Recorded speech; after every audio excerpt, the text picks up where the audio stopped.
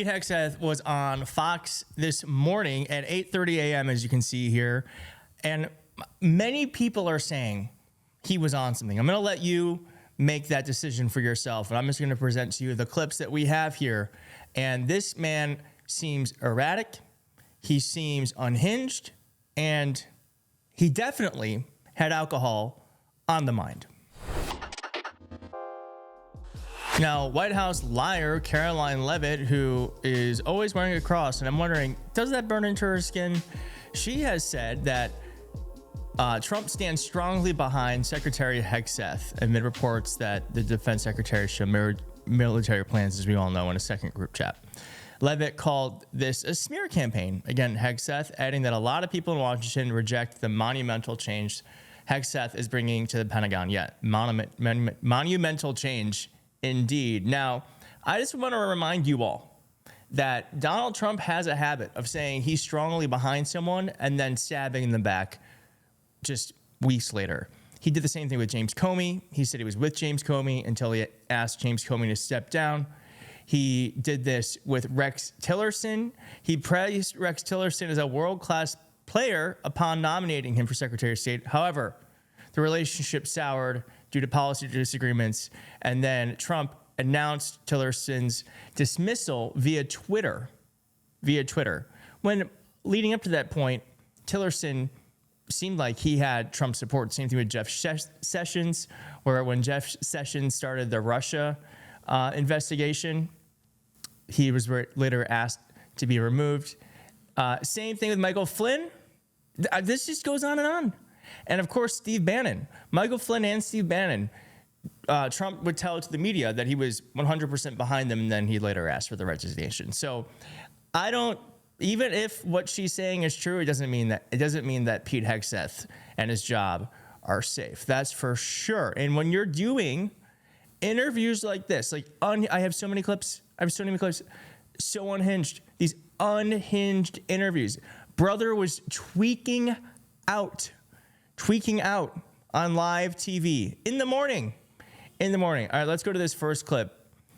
Let's just watch it and then we'll talk about it. I don't have time for the hoax press that peddles old stories from disgruntled employees. We should be talking about the decimation of the Houthis, how we're pushing back the Chinese, how we have a new defense area at the southern border. Instead, disgruntled former employees are peddling things to try to save their ass. Did you? And ultimately, that's it's not going to work. I don't know. It seems like it's working, actually, because you're on Fox and Friends looking like you are crying for help. And he really did seem manic. And I just want to point out this one thing that did happen is that Pete Hegseth, when he was being introduced on Fox, was called the former secretary. And then the Fox host quickly corrected himself. The former secretary, the current Secretary of State, Pete Hegseth, former host right here on Fox and Friends. Pete, hey, great Brian. to see you, Mr. Secretary. Great to see you. Here to set the record straight himself, the former secretary, the current Secretary of State. Oh, what does he know? Does he know something that we don't know? Okay, and so then here he is saying, I look at war plans every single day, said Pete Hegseth. And someone said here, we know, dude, we've seen your signal chats. When this all started, the first go-around, because this is the second go-around, right? They peddle old stuff, they kick it back up. I said repeatedly, no one's texting war plans. You know why I said that? Because I'm in the bowels of the Pentagon every single day. Just 10 minutes ago, I was looking at actual war plans of things that were ongoing or pending things to happen. Okay. All right. So, and then I'm sure what happened last time was that you took the war plans and you put them in a signal chat. You copy and pasted what you were told by people with delicate information, and you shared it with your wife and your brother in a signal chat. On a regular basis, on classified systems, that's my job for the war fighters, for the President of the United States. I look at war plans every single day. What was shared over Signal, then and now, however you characterize it, was informal, unclassified coordinations for media coordination and other things. That's what I've said from the beginning. At the beginning... They act like we can't read it. It was literally like, bomb is being dropped at this time. It was that intricate.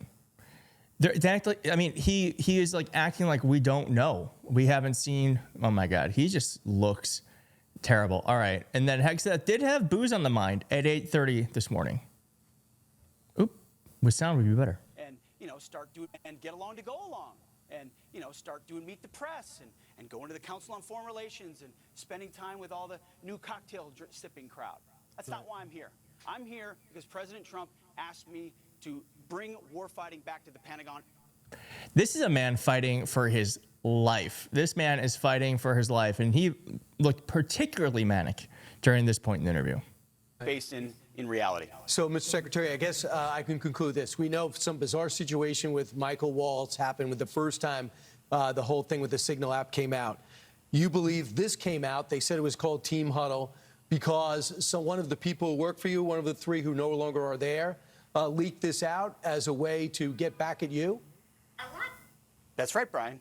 When you dismiss people who you believe are leaking classified information, and again, the investigation is ongoing and that will take time, and when the evidence produced, it will go to DOJ, why would it surprise anybody, Brian, if those very same people keep leaking to the very same reporters whatever information they think they can have to try to sabotage the agenda of the president or the secretary? So once a leaker, always a leaker, often a leaker. And so we looked for leakers because we take it very seriously. And we will do the investigation. Right. And if those people are exonerated, fantastic. Imagine working for this guy. Also, like, he's basically saying, like, there's going to be an investigation, but he's already jumped to the conclusion of the investigation. You can't have it both ways. You can't say, well, we're going to investigate these guys who are obviously leaking. No, that's just not how it works. And I mean, I actually don't think I can find one shot of him looking normal. He just looks unhinged. Look at him. Not one normal. Maybe that's a little normal. I don't know. Alcohol, Adderall. I don't know if it's nerves because he's losing his job, but my God. Someone wrote, if I send you this, it means I want to get drinks and share secrets. And then also, Caroline Levitt had a podcaster, Tim Pool, invited to the White House today in the new media seat, and he was asking a question. I don't really care about the stupid question, but I just want to remind everyone that Tim Pool is a MAGA influencer he was so mad that Zelensky didn't wear a suit. He was so mad. Zelensky refused to wear a suit when winning Trump. He was so mad. And then this is what he wears to the White House. It just goes to show that they don't actually really care about any of this. They don't care about any of this. Someone wrote, because he met with Kristi Noem, bad Noem, not a good Noem. Kristi Noem is such a badass that she sat down this morning and confronted the homeless man that stole her purse last night at dinner. Very funny. And we're going to end with this. Someone said, breaking. ICE agents just arrested one of India's most wanted fugitives. And then someone goes, despite the clever disguise, they found him. Yeah. If you like this video, please hit like in the video. If you're not subscribed, consider subscribing. We're almost at 500,000 subscribers. I cannot believe it. And I will see you next time. Thanks so much.